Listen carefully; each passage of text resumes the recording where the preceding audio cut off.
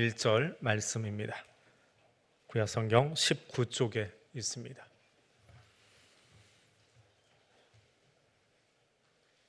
창세기 17장 1절 말씀 제가 읽어드립니다. 아브라함이 99세 때에 여호와께서 아브라함에게 나타나서 그에게 이르시되 나는 전능한 하나님이라 너는 내 앞에서 행하여 완전하라. 아멘. 오늘은 부활절 두 번째 주일입니다. 사순절 첫 번째 주일, 두 번째 주일 하는 것처럼 성령 강림 주일까지 부활절 몇 번째 주일이라는 이름으로 우리가 그 절기력을 세갑니다. 그래서 부활주일부터 성령 강림 주일까지의 기간을 기쁨의 50일이라고 합니다. 사순절에는 금식도 하고 절제라는 단어도 쓰고 특별 새벽 기도회도 하는데 기쁨의 50일 뭘 하나요? 야유회 가기 바쁩니다.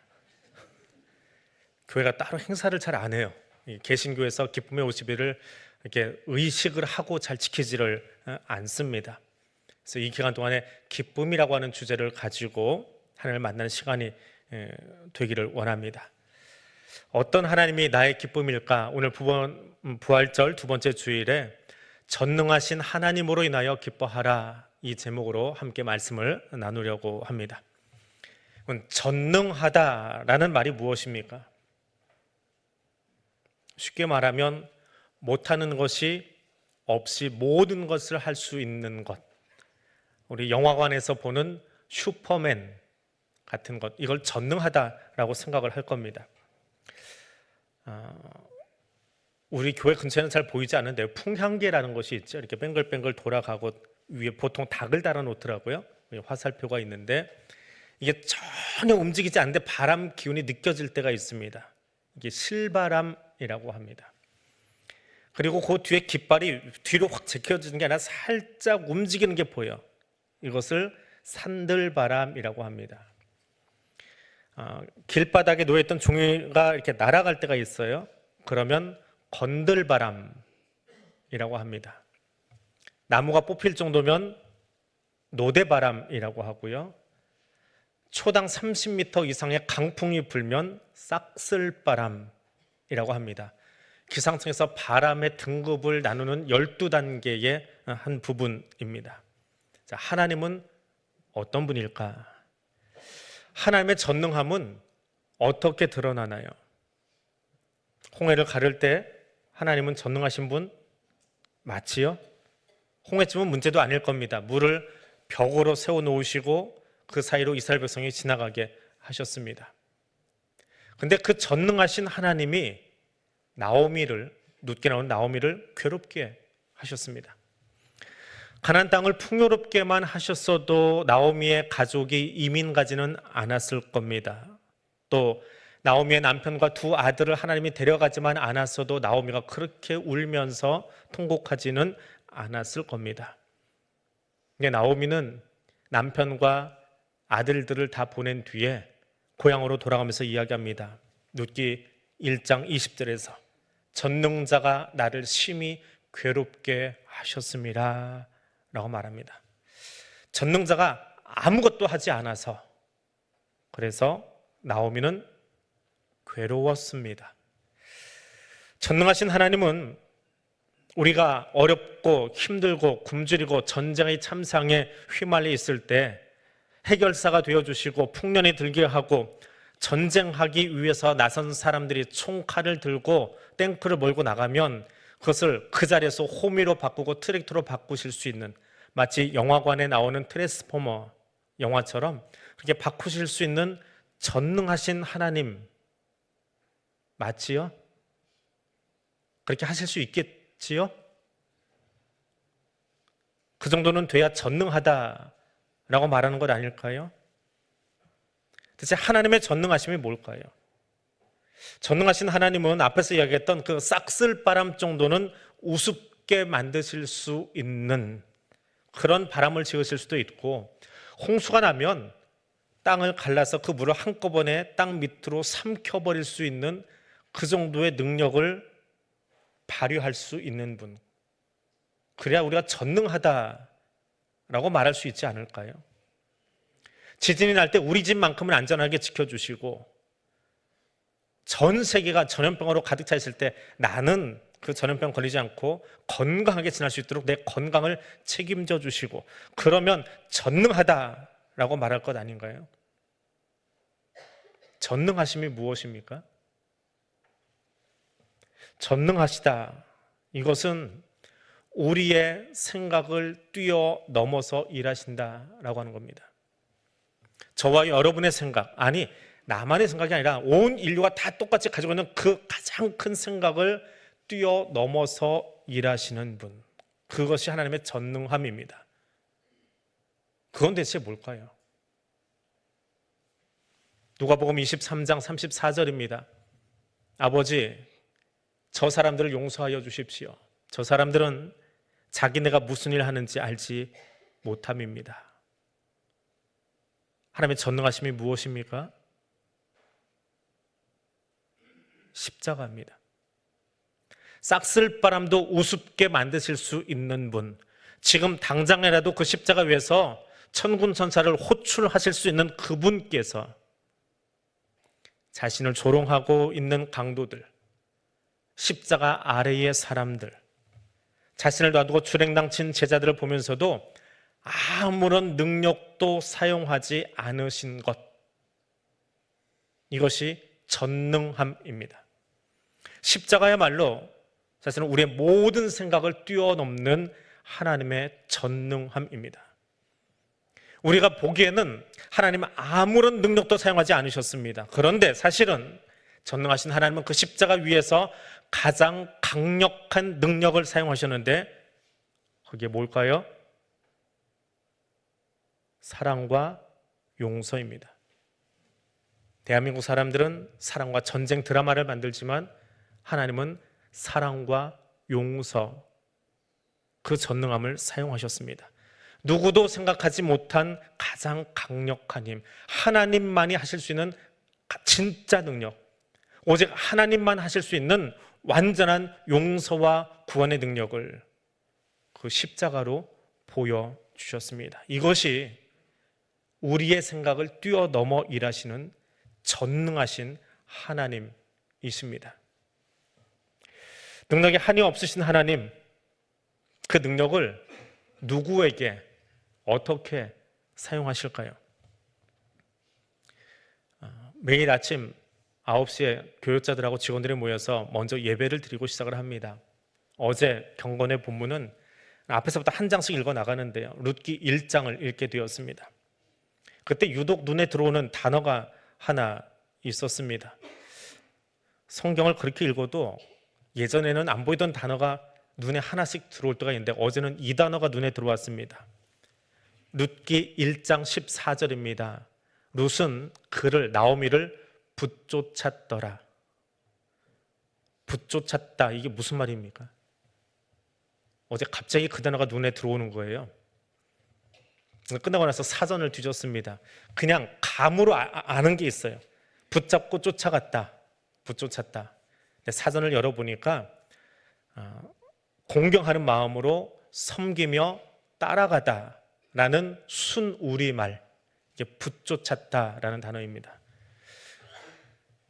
그럼 대체 이게 무슨 단어이길래, 히브리의 어떤 단어이길래 국문학자들은 이것을 붙쫓았다라는 단어로 번역을 했을까? 우리말도 중요하지만, 번역본도 중요하지만 원어가 가지고 있는 게 더 궁금해졌습니다. 자, 나오미는 어떻게 이야기했냐 하면, 기근 때문에 고향 떠났더니 거기서 사별하고 두 아들 다 잃고 홀로 되었다. 그래서 전능자가 나를 괴롭게 한다라고 말합니다. 그 괴로워진 나오미가 이방 여인, 이방 며느리 둘을 다 돌려보내고 고향으로 가려고 합니다. 그때 룻이 시어머니 나오미를 붙쫓았다라고 말합니다. 히브리어로 다바크했다라는 말입니다. 다바크한다. 이 단어가 성경에서는 어떻게 쓰였을까? 이것만 보고 이야기하는 거는 원래 이 단어가 가진 뜻을 알 수가 없거든요. 그래서 이 단어가 쓰여 있는 다른 본문들을 찾아보는 그런 또 책이 있어요.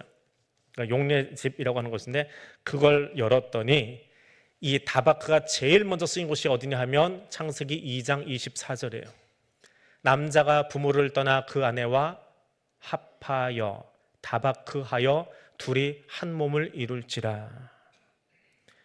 제가 주례할 때 원고가 몇 개가 있는데요, 뭐 가정마다 다르게 원고를 씁니다만 간혹 저 본문을 쓸 때가 있어요.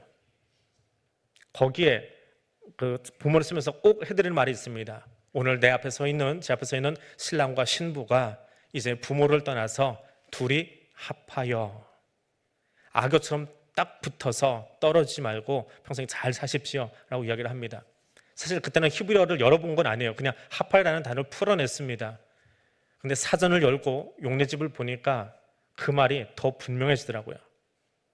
남자와 여자가, 신랑과 신부가 악교로 붙여놓은 것처럼, 접착제로 붙여놓은 것처럼 떨어지지 않고 한 몸 되는 것, 이것이 부부입니다. 거기에 다바크라는 단어가 쓰였어요. 근데 이 단어가 룻기에 그대로 쓰입니다. 가장 힘든 순간, 소망이 다 끊어진 순간, 더 이상 내 편이 아무도 없던 그 순간 룻이 나오미 곁에 붙어서 함께 가기로, 동행하기로 결단했다라는 말입니다. 그것이 붙쫓았다라는 말입니다. 가장 소망이 없는 시간에 하나가 되기로 작정했습니다. 두 여인에게는 아무런 소망이 없습니다. 남편도 없고 자식도 없고 대를 이을 사람 아무도 없습니다. 이민 갔다가 세상 말로 다 말아먹은 순간입니다.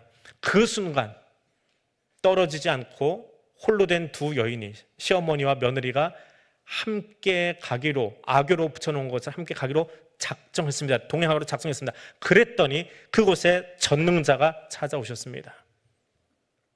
하나님 약속 저버리고 기근이 들었다고 그 땅 내팽개치고 이민 가버렸던 그 사람, 그 아버지의 행태와 똑같이 살아가던 두 아들을 하나님이 다 치셨습니다. 그래서 홀로 된 두 여인, 그들이 나오미의 남자들이 아니라, 룻의 남자가 아니라 홀로 된 나오미와 룻이 연합함을 하나님이 보시고 거기에 개입하셨습니다. 그리고 룻에게 다바크할 수 있는, 연합할 수 있는 보아스를 붙여주셨습니다. 거기서 다윗의 가문 예수 그리스도의 족보가 만들어집니다. 진정한 희망이 무엇이냐? 가장 어려울 때 동행하는 그들에게 전능자가 함께 하시면 희망이 생겨납니다. 새 역사가 쓰여집니다. 오늘 본문의 말씀도 다르지 않습니다. 우리 수요 기도회 때 로마서를 읽으면서 아브라함과 사례 이야기를 소개해 드렸습니다. 나오지 않으셨던 분들은 수요 기도회 영상을 따로 한번 보시면 오늘 본문 이해가 조금 더 쉬울 겁니다. 여호와께서 아브라함을 부르시는 창세기 12장 그 소명 사건 바로 직전의 성경은 배경 설명을 하고 있는데 사례가 어떠했는지를 소개하고 있습니다. 그녀가 어떤 형태에 있었다고요? 어떤 형국에 있었다고요? 불임 여성이요. 애를 갖지 못하는 여자였다라고 11장에서 이야기합니다. 그리고 아브라함을 부르십니다. 고대 사회에서 아이를 낳지 못한다라고 하는 것은 칠거지약에 해당하지요. 여자 취급을 하지 않습니다. 그때 아브라함 나이가 75세입니다. 그리고 17장에 아브라함에게 하나님이 다시 나타나실 때가 99세 때.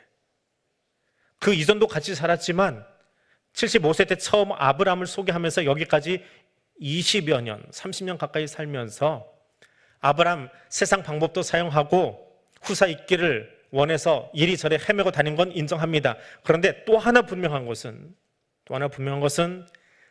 아브라함은 불임 상태인 사례를 외면하지 않았다는 겁니다. 그를 안주인의 자리에서 끌어내린 적 없습니다. 늘 안주인으로 인정했고 그와 함께 했습니다. 남편으로서, 아내로서 같이 갔습니다. 다바크했습니다. 그 자리에 하나님 찾아오십니다. 전능하신 하나님은 그 자리에 형편이 어떠하든지 이해가 되든지 안 되든지 거기 같이 있던 그 자리에 함께하는 그 모습을 보시고 하나님이 오늘 이 본문 속에 찾아오십니다. 그리고 다쳤던 사라의 태를 열어주십니다. 전능하심 앞에 불임은 더 이상 장애물이 되지 않습니다. 도리어 생명의 창조를 보여주는 은혜의 방편이 될 뿐입니다. 그 태에 생명이 잉태되고 모든 믿는 자의 조상이 되고 거기서 이삭이 태어납니다. 똑같은 이치로 하나님은 나 같은 죄인을 부르셔서 하나님께 접붙여 주시고 예수 그리스도 십자가 구속의 은총으로 천국 백성 되게 하십니다. 말씀과 다바크하면, 말씀과 함께 걸어가면 그곳에 전능자가 함께 하셔서 거기에 생명의 역사가 나타나도록 일하시는 분이 전능하신 하나님이십니다. 그 하나님 만나시기를 바랍니다. 여호와께서 아브라함에게 나타나셔서 말씀하십니다. 나는 전능한 하나님이라 말씀하십니다. 히브리어로 엘샤다이라고 합니다. 우리말 성경에 전능한 하나님 혹은 전능하다, 야곱의 전능자라고 이야기할 때 번역은 다 전능으로 번역이 되어 있는데 히브리어 단어는 여러 개가 있습니다. 오늘 본문에 나오는 전능한 이 단어는 엘샤다이라고 하는 히브리어입니다. 엘이라고 하는 말은 하나님을 호칭하는 단어 중에 하나인데 하나님을 야라고 호칭할 때가 있어요. 한국말 아니에요. 야 하는 반말 아닙니다. 이사 야 할 때 야가 하나님이라는 뜻이에요. 하나님은 구원이시다. 이사 야 하지요. 엘, 임마누엘, 엘은 하나님인데 어떤 때 야를 쓰고 어떤 때 엘을 쓰느냐? 엘은요 능력의 하나님을 이야기할 때 엘을 씁니다. 힘이 있는 하나님, 능력의 하나님, 그게 엘 하나님이에요. 임마누엘, 능력의 하나님이 너와 함께 하신다, 그런 뜻이지요. 샤다이, 이것은 능력 있는 자, 파괴자, 보호자라는 의미가 가지고 있습니다. 능력이 가장 강력한 엘의 하나님, 이게 엘샤다이라고 하는 겁니다. 이런 하나님이 아브라함에게 나타나셨습니다. 주체할 수 없는 그 샤다이 하나님이 뭐 하려고 아브라함에게 나타나셨을까요? 신학의 분야가 참 여러 분야가 있지만 그중에 이제 이 단어 연구를 하는, 본문 연구를 하는 신학자들이 있어요. 거기에 신학자들이 하는 이야기입니다. 샤다이, 전능하다라는 히브리어 단어가 참 재미있어요. 어떤 단어냐? 우리는 이제 전능하다라는 걸로 번역을 끝내놨으니까 이제 그렇게만 이해를 하는데 히브리어 자체를 들어가서 보는 거예요. 우리말도 이렇게 사전으로 들어가면 아주 깊이 있는 또 다른 의미들이 있잖아요. 그처럼 샤다이가 뭐냐? 엄마가 아이에게 수유를 하고 생명을 먹이는 그 가슴과 같다. 아이를 자라게 하기 위해서 음식을 주는 것, 모유를 주는 것, 거기서 유래한 단어가 샤다이라고 하는 단어입니다. 근데 그 엄마가 먹이고 입히고 보호하는 것은 누구를 향한 거예요? 누구를 위해서 그거 하는 거예요? 이게 샤다이의 끝 글자에 있습니다. 이라고 하는 단어예요. 이것은 나라고 하는 단어입니다. 모유를 먹이는데 나에게 먹여주는 거예요. 나에게 주는 거예요. 하나님이 능력을 사용하시는데 나에게 사용해 주시는 거예요.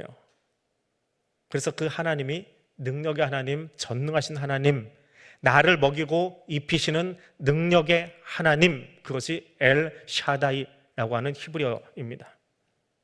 자, 여호와께서 아브라함에게 나타나셨습니다. 다른 많은 호칭이 있는데 엘의 하나님도 있고 야의 하나님도 있고 야훼 하나님도 있고 뭐 여러 가지 호칭이 있는데 왜 엘 샤다이로 등장하셨을까? 하나님이 그 가지신 능력과 풍성하신 사랑을 누구에게? 이에게, 아브라함에게 주시려고요. 하나님이 거기 오셔서 내가 저쪽에서 이런 일 하다 왔어, 내가 저 나라에 이런 일 하다 왔어, 내가 아무개 장로에게 이런 은혜 베풀다 왔어, 자랑하고 싶어서 오신 것이 아니라 내가 너에게 능력을 베풀려고 왔어 라고 하는 것이 엘 샤다이로 자신을 드러내신 겁니다.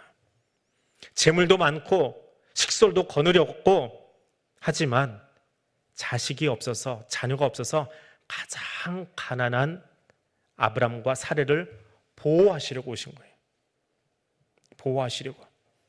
그럼 전능자의 힘이 얼마나 셀까요? 얼마나 많은 능력을 가졌을까요? 사진 하나 보여드릴게요. 뜬금없는 것 같은데 누군지 아십니까? 이만기 씨하고 강호동 씨입니다. 저 두 씨름 선수 중에 누가 더 강할까요? 저는 개인적으로는 이만기 팬인데요. 예, 개인적인 거고요. 1989년에서 90년까지 그 천하장사 씨름 대회에서 6번 저 이만기 씨하고 강호동 씨가 붙었습니다. 기사 속에 보면은 이만기가 자존심 때문에 저 강호동 꺾겠다고 일부러 다른 선수한테 지고 결승전 포기하고 3, 4위전 내려가서 강호동하고 싸웠던 기록도 있다. 본인의 이야기는 아니에요. 기자들이 추측성 발언한 건데 질 사람이 아닌데 왜 저 사람한테 졌을까? 가서 강호동하고 싸워서 이겼대요. 그날은. 하여튼 6번 싸웠는데 전적이 어떻게 돼요? 4승 2패로 강호동이 앞섭니다. 그런데 재밌는 건 이만기 씨한테 유독 약했던 선수가 하나 있어요. 이만기만 만나면 철저하게 패하던 선수가 하나 있는데 황대웅이라는 선수가 있습니다. 근데 그 황대웅이 강호동 잡아먹는 천적이에요. 강호동도 계속 무너뜨립니다. 그럼 누가 제일 센 거예요? 여러분, 역사상 최고의 씨름 선수가 누군지 아세요? 야곱입니다.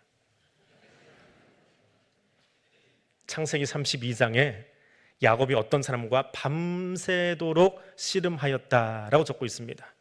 다음날 그 사람이 야곱을 이기지 못함을 보고 허벅지 관절을 쳤습니다. 그 사람이 누굴까요? 30절에 가니까 야곱이 뭐라고 말하냐 하면 내가 하나님을 대면하여 보았다라고 말합니다. 그 사람이 하나님의 천사, 하나님이라고 하는 말이에요. 그래서 그 씨름했던 장소, 씨름판의 이름이 뭐예요? 하나님의 얼굴을 보았다해서 브니엘입니다. 애를 보았다는 거예요. 하나님과 씨름하여 이긴 야곱이 인류 역사상 최고의 씨름 왕 아닐까요? 맞지요? 그런데 무슨 전능자가, 전능하신 하나님이 인간 야곱하고 씨름해서 질 수 있습니까? 그 전능자 맞아요?